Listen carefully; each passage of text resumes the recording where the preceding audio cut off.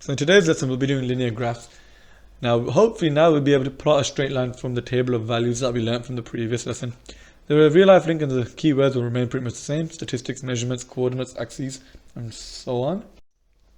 So the table of values over here is already done. Now, if you're unsure with table of values, you can go back to the previous lesson and just revise it from there. Alright, so our table of values is done, and now we just need to plot. Now, the whole point of doing these values, for when you give me an x and I give you a y, is that they basically create coordinates. Look, for each x now you have a y. This is an ordered pair of the Cartesian plane, or in layman's, this is basically a coordinate. And essentially what you could say is that this is 0, 2, because look, this is the x and that's the y for it. For this x, for when x is 1, y is 3, and for x is 2, y is equal to 4. And so on, as you can see. We also know how to plot a coordinate, and now we just combine all this knowledge together.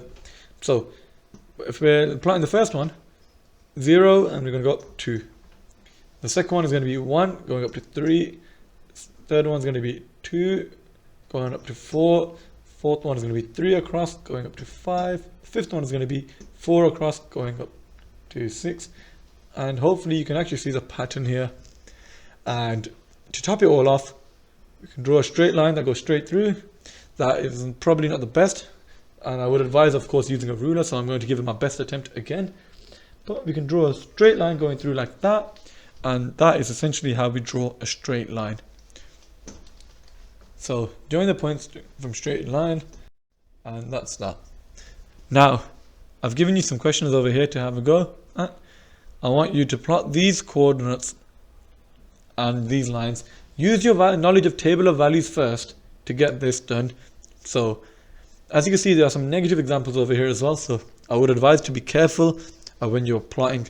So in this case, remember, y is equal to x.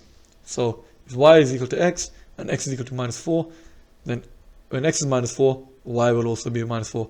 When x is minus 3, y will also be minus 3. And of course, use this hint to help you out with the similar questions like number 2 and number 3 and 4. I want you to have a go at all of these questions, and once you are done, upload your work onto class charts. And make sure you do it on a squared piece of paper. Okay? Good luck.